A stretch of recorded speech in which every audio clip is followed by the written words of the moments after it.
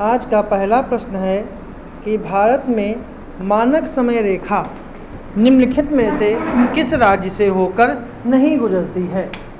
कि मानक समय रेखा निम्नलिखित में से किस राज्य से होकर नहीं गुजरती है। ऑप्शन है उत्तर प्रदेश, आंध्र प्रदेश, तेलंगाना या फिर उड़ीसा। जो इसका सही जो आंसर है वो आपका है सी ऑप्शन, तेलंगाना। कि देशांतर रेखा जो है वो भारत के लगभग जो है वो मध्य हिस्से से गुजरती है। इसी देशांतर के समय को भारत का मानक समय कहा गया है, मानक समय कहा जाता है।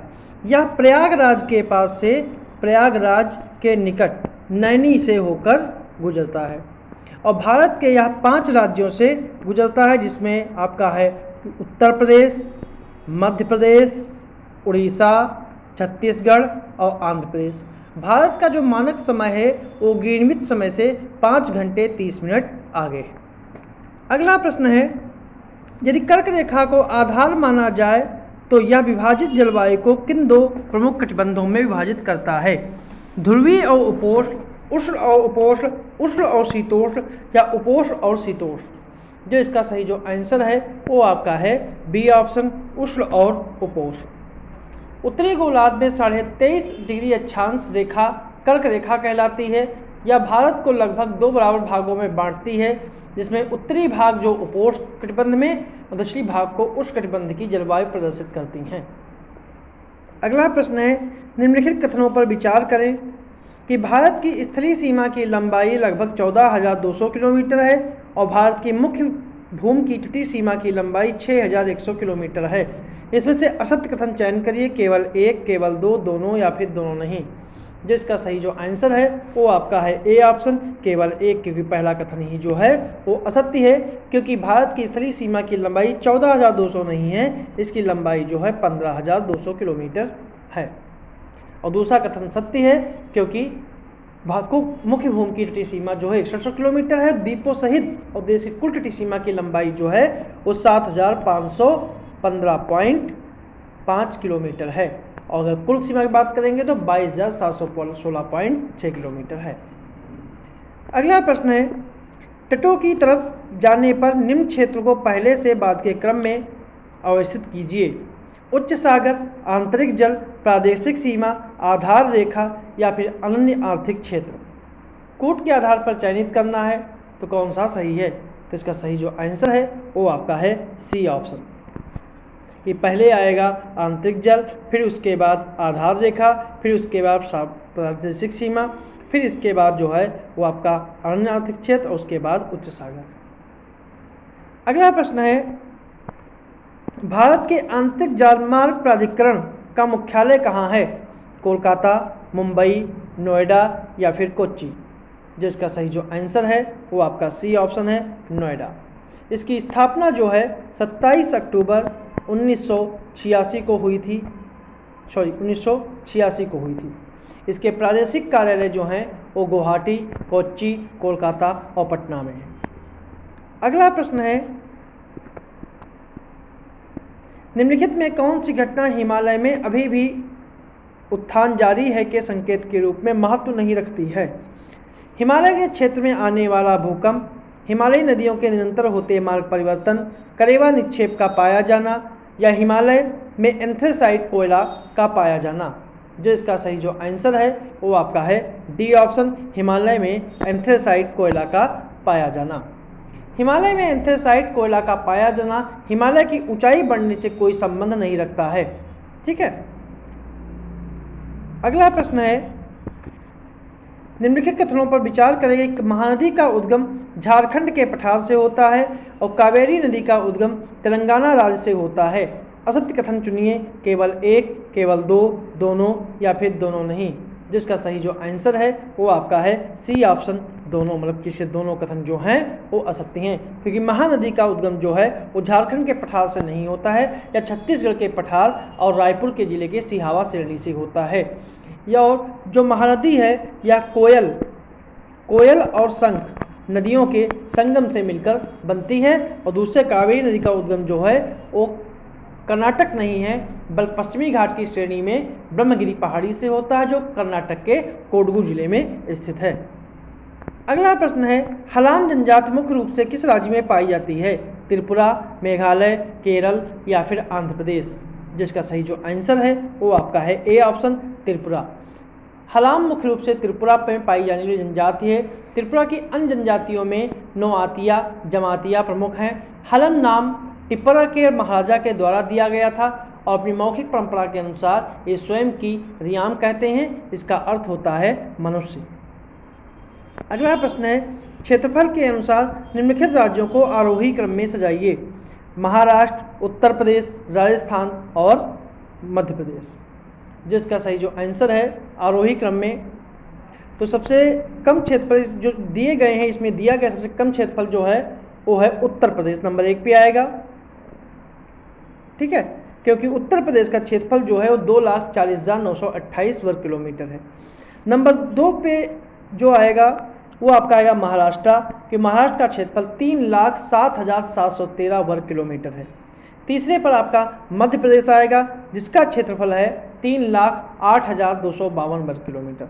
और सबसे बड़ा राज्य जो है वो आपका आएगा राजस्थान, क्योंकि राजस्थान का क्षेत्रफल है 3,42,239 वर्ग किलोमीटर। अगला प्रश्न है, निम्नलिखित पर्वत शिखरों के पश्चिम से पूर्व सही क्रम में व्यवस्थित कर कूट की सहायता से उत्तर का चयन करें। कंचनजंगा, अन्नपूर्णा, धौलागिरी या फिर एवरेस्ट? जिसका सही जो आंसर है वो आपका है बी ऑप्शन, 3, 2, 4, 1। इसमें जो सबसे पहले आएगी वो आपकी आएगी धौलागिरी नंबर 1 पे, फिर उसके बाद अन्नपूर्णा, फिर इसके बाद एवरेस्ट और फिर उसके बाद कंचनजंगा। और एवरेस्ट जो है वो विश्व की सबसे ऊंची चोटी है।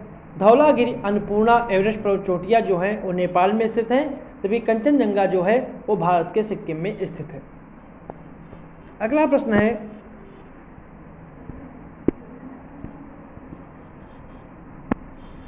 कि नीचे दिए गए कथन एक को अभिकथन दूसरों का कारण कहा गया है। काली मिट्टी को स्वतः आकर्षित मिट्टी कहा जाता है, या भीगने पर ठोस और चिपचिपी और सूखने पर अंकुचित और दरार युक्त हो जाती है?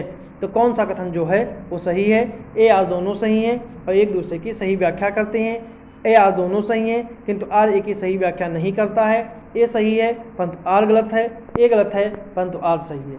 जिसका सही जो आंसर है वो आपका है ए ऑप्शन। इसके दोनों कथन जो हैं वो पूर्णतः सही हैं। अगला प्रश्न है, धारवाड़ क्रम की चट्टानों में निम्नलिखित कथनों पर विचार करें। ये अत्याधिक रूपांतरित हो चुकी हैं और इसमें जीवाश्म नहीं मिलते हैं। दूसरा है, लौह अयस्क, तांबा और स्वर्ण इन चट्टानों में पाया जाने वाला प्रमुख खनिज है और असत्य कथन की पहचान करनी है। केवल एक, केवल दो, दोनों या फिर दोनों नहीं। इसका सही जो आंसर है वो आपका है डी ऑप्शन। ठीक है, इसके दोनों कथन सही हैं, इसलिए इसका डी ऑप्शन जो है वो सही है, क्योंकि इसमें असत्य कथन जो है वो पूछ रहा है। इसके दोनों कथन जो हैं सही हैं। अगला प्रश्न है, नीचे दिए गए कथन एक को अभिकथन दूसरे कारण कहा गया है कि पश्चिमी घाट के अधिक वर्षा वाले समतल उच्च भागों पर लैटेराइट मिट्टी का निर्माण हुआ है, जिसमें मोटे अनाज, चावल, तंबाकू और सब्जियों की खेती की जाती है। तो कौन सा कथन जो है वो सही है? जिसका सही जो आंसर है वो आपका है सी ऑप्शन। ए सही है लेकिन आर गलत है। ए सही है लेकिन आर गलत है, क्योंकि इसमें मसाले, मोटे अनाज नहीं, चावल नहीं, ठीक है, तंबाकू नहीं, इसमें जो है क्योंकि जो यह मिट्टी है लैटेराइट मिट्टी में चाय, कॉफ़ी, काजू आदि की खेती की जाती है, जबकि मोटे अनाज, चावल, तंबाकू और सब्जियों के लिए जो है वो लाल मिट्टी जो है उपयुक्त होती है। अगला प्रश्न है, भूसन्नतियों को पर्वतों का पालना किसने कहा है? डेविस ने, हैरी हेस ने, पेंक ने या फिर कोबर ने? जिसका सही जो आंसर है वो आपका है डी ऑप्शन, कोबर ने, कि भूसन्नतियों का पालना पर्वतों का पालना कोबर ने कहा है। जर्मन भूगोलवेत्ता कोबर के अनुसार भूसन्नतियां जो हैं पर्वतों का पालना रही हैं। वृहद पर्वतों का निर्माण इन्हीं पर हुआ है। कोबर ने हिमालय तुल्य पर्वतों के लिए इस सिद्धांत की विस्तृत व्याख्या की। इसके अनुसार हिमालय पर्वत का निर्माण जो है वो टेथिस भूसन्नति से हुआ है। अगला प्रश्न है, निम्नलिखित कथनों पर विचार कीजिए कि हिमालय की पर्वत श्रेणियां प्रायद्वीपीय पठार की ओर अवतल और तिब्बत की ओर उत्तल हैं। और दूसरा है, हिमालय के पश्चिम से पूर्व की ओर पर्वतीय भाग की चौड़ाई घटती है किंतु ऊंचाई बढ़ती है। केवल एक, केवल दो, दोनों या फिर दोनों नहीं। सत्य कथन इसमें हमें चयनित करना है। जिसका सही जो आंसर है वो आपका है बी ऑप्शन, केवल 2। मतलब दूसरा कथन सही है और पहला कथन जो है वो गलत है, क्योंकि हिमालय की पर्वत श्रेणियां जो हैं प्रादीपीय पठार की उत्तल हैं और तिब्बत की ओर अवतल हैं। अगला प्रश्न है, पीर पंजाल, धौलाधार, मसूरी, नागटिबा और महाभारत श्रेणियां किस हिमालय श्रेणी का भाग हैं? ऑप्शन है हिमाद्री, हिमाचल, ट्रांस हिमालय या फिर शिवालिक हिमालय। जो इसका सही जो आंसर है वो आपका है बी ऑप्शन, हिमाचल श्रेणी। लघु हिमालय या मध्य हिमालय या हिमाचल श्रेणी हिमालय पर्वत का ही भाग है। इसकी ऊंचाई जो है वो 80 से लेकर 100 किलोमीटर तक पाई जाती है और सामान्य ऊंचाई 3400 से, चौड़ाई जो है 80 से 100 किलोमीटर है और ऊंचाई जो है 3700 से 4500 मीटर है। धौलाधार, पीर पंजाल, मसूरी, नागटिबा, महाभारत इसी हिमालय का भाग है। लघु हिमालय में अल्पाइन चारागाह भी पाए जाते हैं, जिन्हें कश्मीर घाटी में मर्ग और उत्तराखंड में बुग्याल या प्यार कहते हैं। अगला प्रश्न है, सूची 1 और सूची 2 को सम्मिलित करना है। दर्रा जो है वो किससे किसको जोड़ता है? जैसे बुर्जिल दर्रा, जोजिला दर्रा, बड़ा लाचा दर्रा या फिर सिपकीला दर्रा। जिसका सही जो आंसर है वो है आपका, मतलब कि बुर्जिल दर्रा जो है वो श्रीनगर को गिलगित से जोड़ता है। जोजिला दर्रा जो है श्रीनगर को लेह से जोड़ता है। बड़ा लाचा दर्रा जो है मंडी से लेह को जोड़ता है और सिपकीला दर्रा जो है वो शिमला से तिब्बत को जोड़ता है। तो इसका सही जो आंसर है वो आपका है बी ऑप्शन। अगला प्रश्न है, निम्नलिखित पहाड़ियों को उत्तर से दक्षिण के क्रम में व्यवस्थित करना है कि पालकोंडा, सेवराय, जवादी, वेलकोंडा या फिर एरिमल्ला। तो कूट के आधार पर चयनित करना है। तो इसका जो सही जो आंसर है वो है आपका, अगर इनको सही उत्तर से दक्षिण की ओर की जाए तो सबसे पहले जो आएगा वो आएगा नंबर 1 पर एरमिल्ला।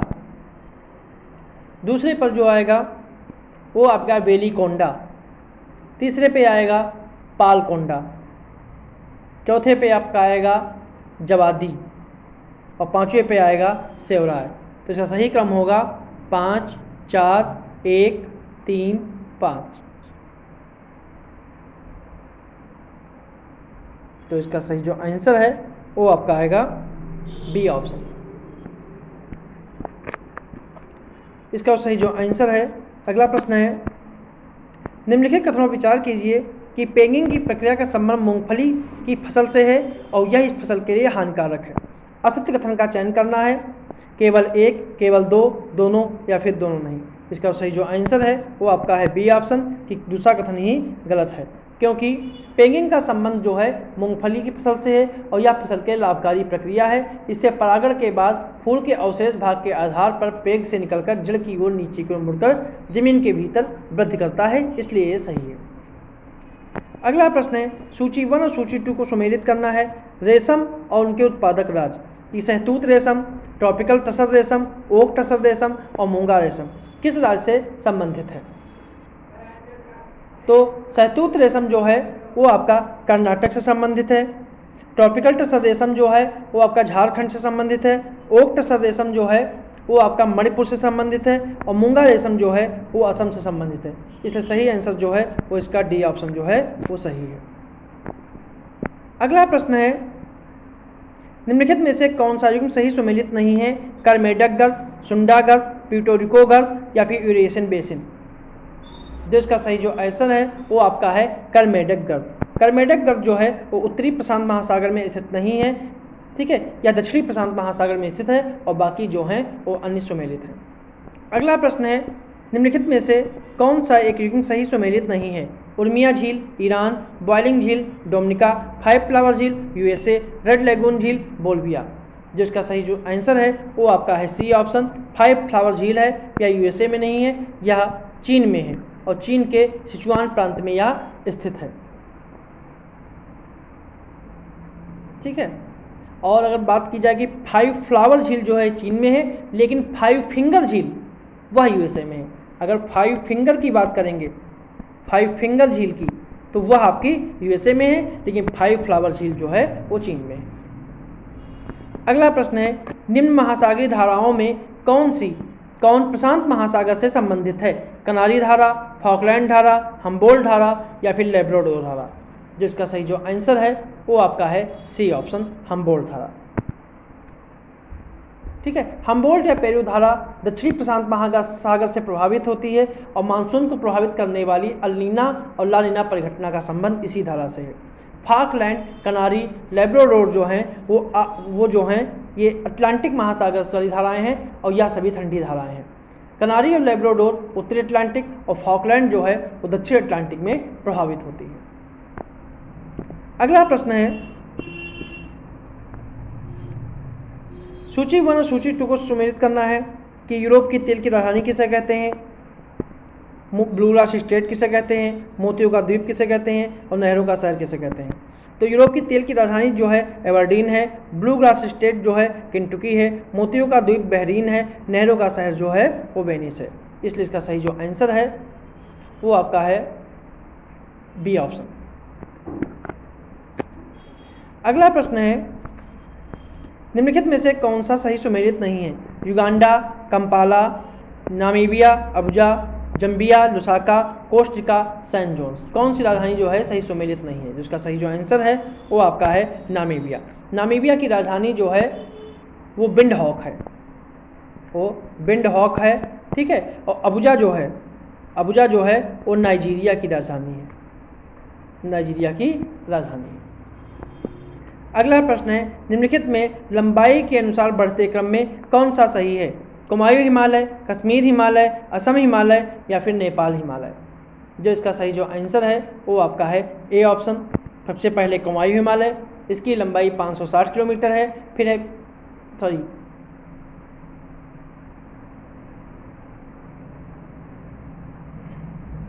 कुमायूं हिमालय, इसकी लंबाई जो है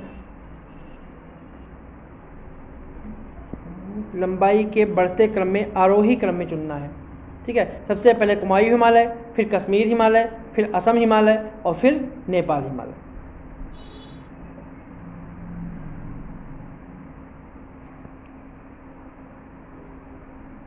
इसका आंसर सही आंसर जो है वो सी ऑप्शन है।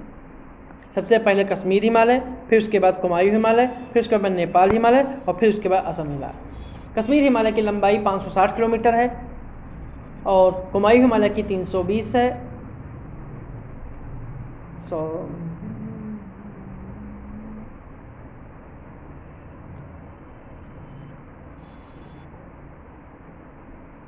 सॉरी सर, ए ऑप्शन ही सही है क्योंकि कुमायूं हिमालय की लंबाई जो है वो 320 किलोमीटर है और उसके बाद कश्मीर हिमालय की जो लंबाई है वो 560 किलोमीटर है। असम हिमालय की जिसके बाद जो है असम हिमालय की लंबाई 720 किलोमीटर है और नेपाल की लंबाई जो है वो 800 किलोमीटर है। इसलिए इसका ए ऑप्शन जो है सही है। अगला प्रश्न है, निम्नलिखित कथनों पर विचार करें कि इस नदी का पौराणिक नाम कर्णवती है और सोनार और बीवर इसकी प्रमुख सहायक नदियां हैं। केवल किस नदी से है, महानदी, केन, सोन या फिर कोसी। जो इसका सही जो आंसर है वो आपका है केन नदी। केन नदी का पौराणिक नाम कर्णवती है और यह मध्य प्रदेश में स्थित कैमूर की पहाड़ी से निकलती है और बांदा के निकट यह यमुना से मिल जाती है। सोनार और बीवर इसकी सहायक नदी हैं। इस नदी के तट पर चित्रकूट स्थित है। तो ये थे हमारे आज के कुछ प्रश्न।